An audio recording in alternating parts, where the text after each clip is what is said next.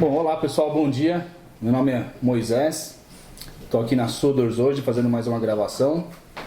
A gente vai falar um pouquinho hoje sobre o tema de pipeline de dados. Esse tema aqui que nós trouxemos, na verdade foi por causa de um e-mail que a gente recebeu de uma pessoa, que é o Lucas Marins Neto, que ele mandou o seguinte pra gente: olá querido Moisés, tudo bem? Primeiramente agradeço pelo querido. Ele perguntou o seguinte: gostaria de explicações sobre a diferença entre pipelines e ingestão de dados, e se existe alguma ferramenta para fazermos isso sem a necessidade de programação. Então vamos lá, Lucas. Esse tema que você passou é bem interessante.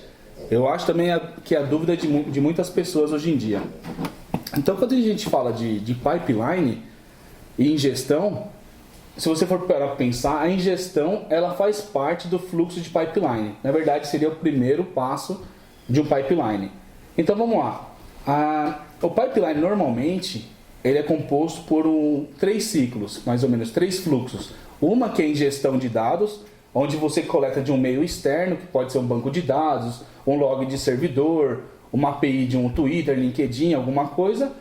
Essa é a primeira parte da ingestão, você coleta esses dados. O segundo passo, você coloca esse dado dentro de um data lake, onde você pode tratar esse dado, tirar os dados com problemas, dados nulos, fazer uma validação desses dados. E o terceiro e último passo seria a parte de analytics, né? Então você, depois que fez essa tratativa dos dados, você consegue disponibilizar esse dado para um outro departamento e conseguir utilizar esses dados. Então basicamente são esses três fluxos de dados que nós temos dentro de pipeline, e a ingestão, como você comentou, é a primeira parte do pipeline. Aí você perguntou uma segunda questão: existe a necessidade de programação? Então a necessidade de programação é até um pouco polêmico falar sobre isso, porque algumas pessoas falam, não, você não precisa de programação, mas algumas pessoas defendem que precisa. Eu, na área de engenharia, por diversos projetos que a gente já atuou, recomendo que você conheça a programação, pelo menos Python, para você conseguir customizar alguma coisa que alguma ferramenta que não supra a sua necessidade. Então até é bom que você falou nisso. Eu vou agora demonstrar para você, falar de algumas das principais ferramentas que nós temos no mercado, que é a NiFi, StreamSets e Airflow. Então vamos falar um pouquinho sobre elas. Então o Airflow.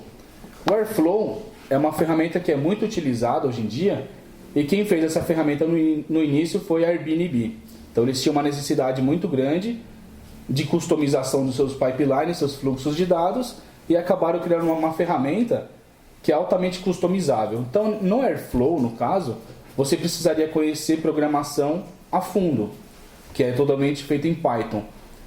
Então assim, os fluxos que você for criar, a primeira caixinha de ingestão, a segunda, que é a parte de tratativas, e a terceira, que é disponibilização para Analytics, você faz todo esse fluxo baseado em codificação Python. Então você vai lá, você tem um template, um script que você segue para você conseguir simular essas três operações.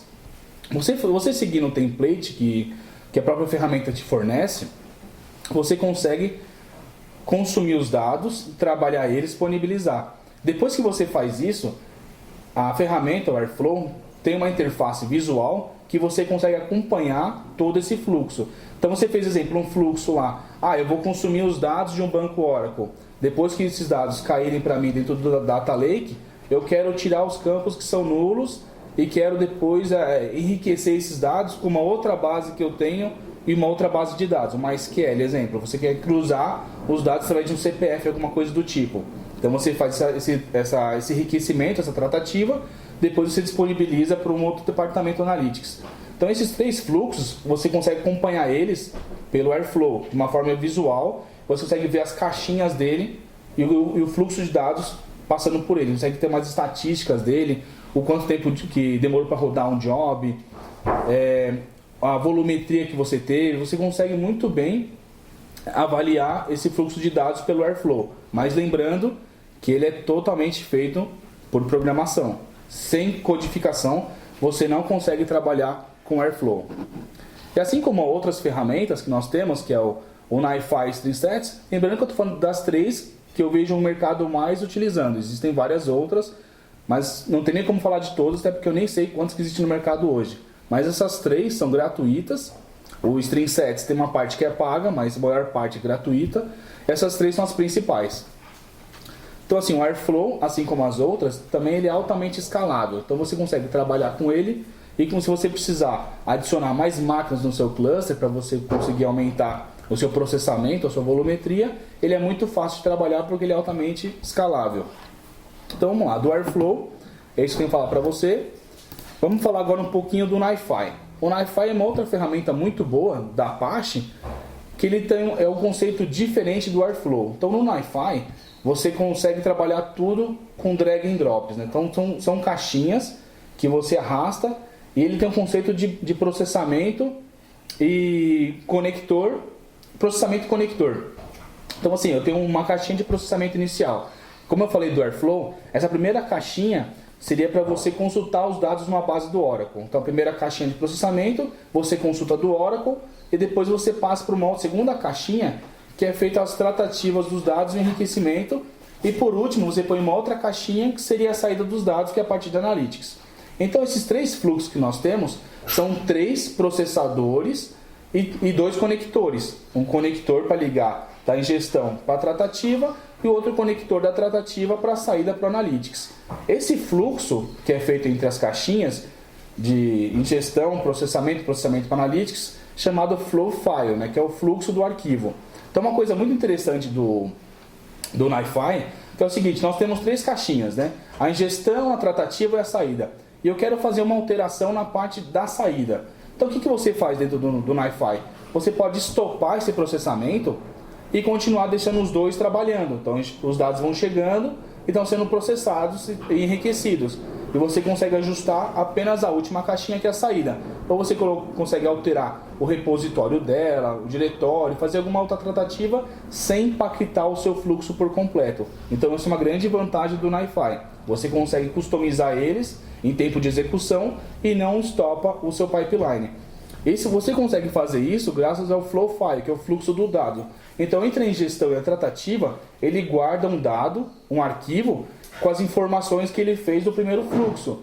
Do segundo para o terceiro, e também ele guarda um arquivo com as informações do que foi processado. Então se você estopar essa terceira caixinha, ele tem um histórico de tudo que aconteceu até o momento. E na hora que você der o play, fizer uma alteração e der o start nela novamente, ele volta a consumir esses dados. Então essa é a grande vantagem que eu vejo do NiFi.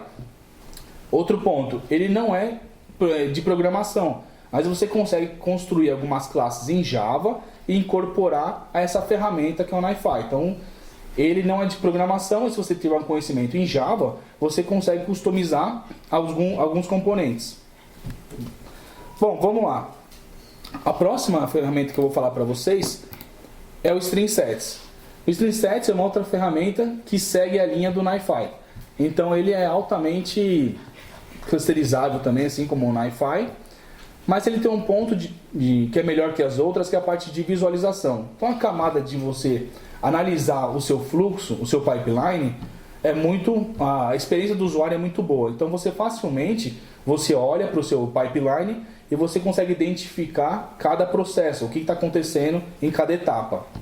Além disso, quando você clica em cima de uma caixinha, embaixo aparece para você o quanto de volume passou por aquela caixinha. Então a parte de estatística dele, assim como o NiFi também tem, mas no StreamSets eu acho que acaba sendo a parte visual um pouco melhor, um pouco mais bonita. E aí tem integração, assim como as outras, com diversas ferramentas, banco relacional, não relacional, Data Lake, Kafka, Flume, Scoop. Então ele tem integração com todas as ferramentas de Big Data que você for precisar. E um ponto de diferença do StreamSets para o NiFi é que o NiFi trabalha com processamento, conector e a saída, né, que é o fluxo do Flow File. O StreamSets ele já é um pouco diferente, ele tem uma caixinha de origem, a caixinha de destino e 2 caixinhas de processamento e execução. Então a forma que ele trabalha é um pouco diferente do NiFi. E qual o problema do StreamSets referente ao NiFi? Se você quiser fazer uma alteração no seu pipeline, você não consegue alterar em tempo de execução. Exemplo assim, eu dei exemplo do NiFi, que você quer alterar a sua camada de destino. Eu quero colocar agora esses dados em outro repositório, em outro diretório. Você tem que estopar todo o seu fluxo, fazer a alteração e depois voltar a executar o seu pipeline novamente. Então isso é um ponto negativo do StreamSets em comparação ao NiFi. O StreamSets ele não permite programação, mas ele tem uma caixinha chamada Jython, onde você consegue criar alguns scripts em Python e em tempo de execução ele transforma em Java. Então isso ajuda bastante. Por exemplo, em alguns casos eu já vi pipelines de 20, 30 caixinhas. Com apenas um Jython você consegue criar algumas validações, alguns scripts em Python e você conseguir reduzir muito o tamanho do seu pipeline. Então isso é uma vantagem do do StreamSets, que essa caixinha de Jython te permite uma flexibilidade quando você cria um pipeline. Bom, eu acho que essas falei um pouquinho das 3 principais ferramentas, falei um pouquinho dos pontos positivos e negativos. E no próximo vídeo eu vou fazer para vocês um exemplo demonstrando o funcionamento delas. Vou criar lá um exemplo simples até, para não ser um vídeo muito longo, onde você consegue consumir esses dados, fazer uma tratativa, um enriquecimento e uma saída. Então eu vou mostrar essas 3 ferramentas para vocês no próximo vídeo. Gente, muito obrigado e até a próxima.